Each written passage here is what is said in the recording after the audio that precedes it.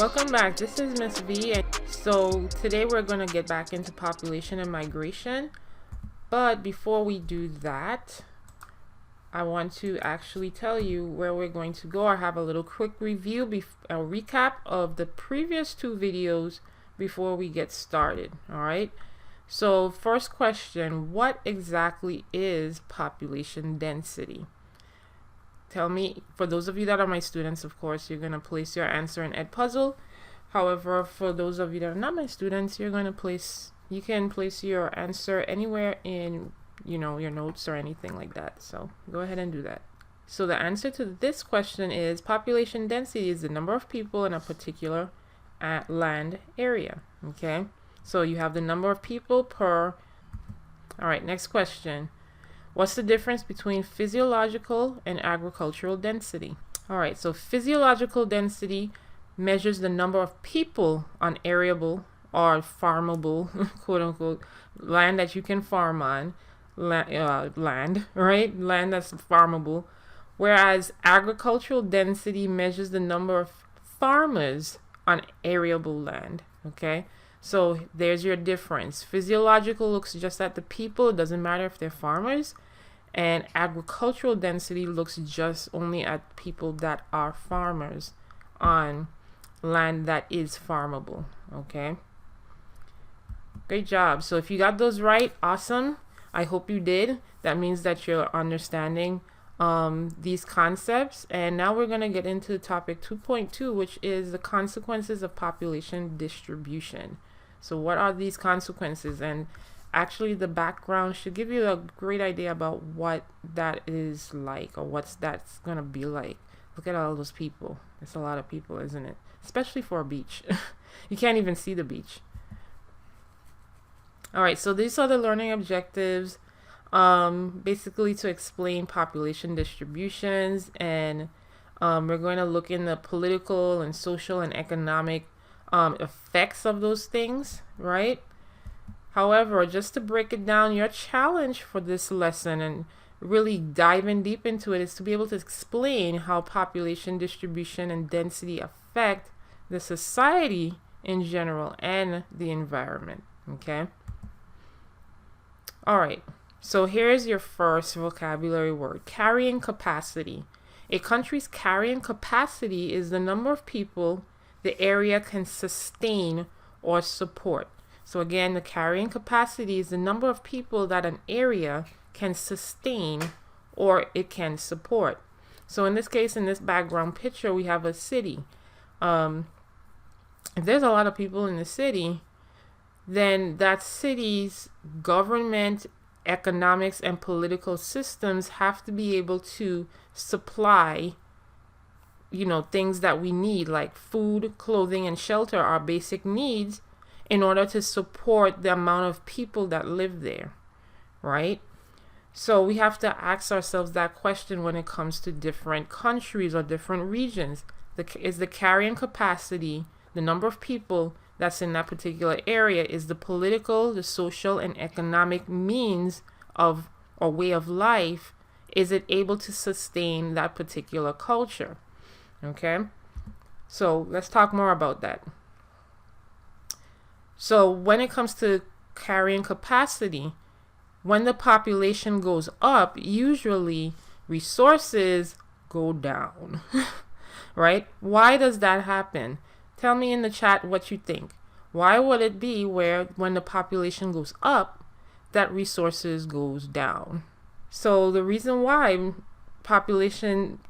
population goes up, resources when go down is because, of course, we're using the resources, right? When there's more people using different resources, as you see here in the background with our city here, there's going to be a lot of people clustered, or it's going to be dense in its population. So that means that a lot of people are going to be using the resources, right? A lot of people need water. They're going to need shelter. In shelter, we're talking about a place to live, right? So that means land is going to be consumed. And then also we need food, right? So that means that if this entire area is covered with people and businesses and buildings and so forth, where is the food going to come from? right? There's no place to manufacture or farms or anything to manufacture food. So that food resource has to come from outside, right? So as you see here, kind of the resources, the land area in order to grow food and so forth has went down because there's absolutely no space here to grow anything, right? So that's what we mean by carrying capacity, okay? The carrying capacity is a number that depends not only on available space, but also available technology, as we mentioned, wealth and climate, the ability to bring resources from other places, as we just mentioned in that example with the city, right?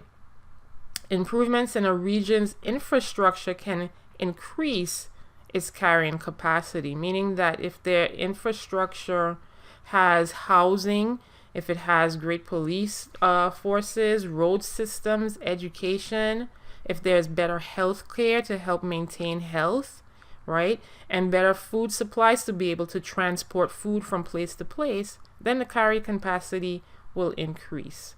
However, if those infrastructures are not in place, if there's nothing there to improve the political, social, and economic development of that region, then the carrying capacity may go down. Okay, so let's see more about that. So let's take a look. Here, this is the human population chart. This is a little political cartoon. Based on this political cartoon, what do you think the cartoonist is saying here? All right, so here in this particular cartoon, if you look at it, the little train is carrying some things here, and it says World Food Delivery Systems, right? And the little train is trying to carry this up the hill and saying, I think I can, I hope I can, I really, really hope I can, man, I hope I can, right? As if you look at the time period, this is from 1 AD, and as it goes and increases to 2000, right?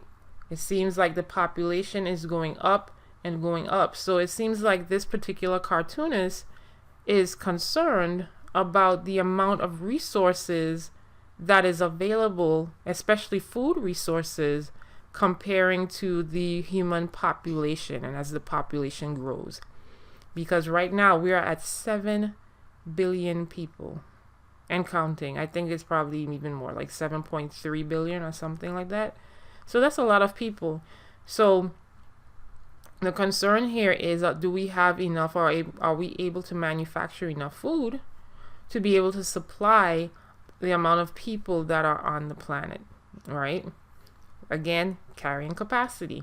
But it all depends on infrastructures of different regions. Do they have great resources to be able to transport food, to have great education and health care, things like that in terms of the structure so that it can support its society, right?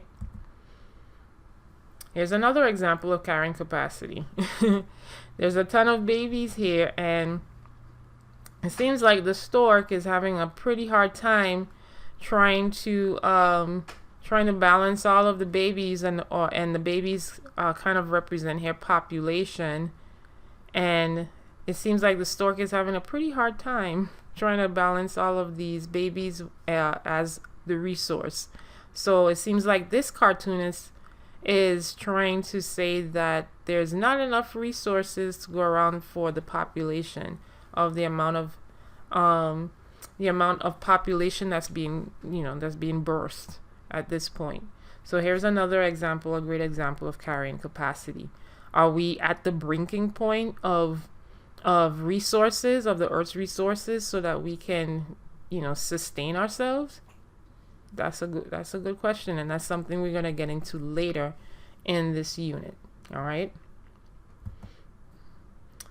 so let's talk about the next big issue when it comes to consequences of population distribution.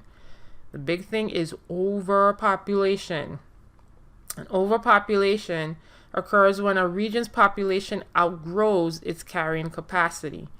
So that means that basically when the population outgrows its own resources, its own way to sustain itself, then it's overpopulated. Okay? So overpopulation is not always just a reflection of natural resources. Sometimes it could be a matter of political and economic means. Okay, maybe it's their technological infrastructures. Okay, some less developed countries could produce more food and resources, but because of their economy, as it says here, and their technology, they're not able to increase production to meet the needs, right? So for example, places like places like China, right? They have a lot of space where they produce a lot of food and resources, but their economic and technological infrastructure may not be enough to be able to support everyone. Okay? And there's other places too, and certain places in sub-Saharan Africa where they may be able to produce food, but the economic and technological resources or infrastructure that's there is not able to help produce enough food. Okay? And a lot of times the reasons for such underdevelopment for those particular countries, like places like I mentioned, like China, and places in sub-Saharan Africa and in Brazil and or the other places, it's because of colonial exploitation and other inequalities. What do I mean by colonial exploitation? Basically, when imperialism happened, a lot of the resources and the economic structure was taken by imperialists and used for their own benefit for their country rather than the country that they're taking the resources from. Okay, so in that sense, the more that those countries, and here we're talking about LDCs, the more that those countries are able to provide education and able to provide economic and technological ways to improve their way of living, then overpopulation can decrease, as well as the carrying capacity of that particular nation can go up. Okay, but as you see here, the world is at about 7 billion people. Okay, 7 billion people, that's a lot. Okay, and these places, these are pretty much the most, as you see here, this is kind of what we call like this is almost like a mix of a dot density and a cartogram almost. So as you see here, China, India is at number 1 and number 2. And then we have, let's see, number 3 is the United States, 4 is Indonesia, and then 5 is Brazil. We have Pakistan and Bangladesh at 6 and 7, Japan coming in at number 10. Nigeria is getting there with in their population. And then you have some other places that are hardly populated, the 10 least populated places. But a lot of these places, like the United States have those infrastructures and those economic developments in order to sustain its population. Okay, but that doesn't mean that we're not supposed to be cognizant, or we're not supposed to be paying attention to how we are using our resources. All right,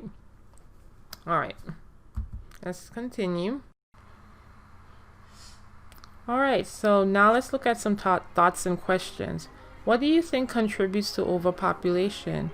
And what do you think can be done to increase the carrying capacity in certain countries? Please leave your thoughts in the EdPuzzle and also in your notes. And I would love to see your comments in the comments section. So feel free to drop those in. It'll be interesting to see what your thoughts are. Tune in soon, and thanks for listening.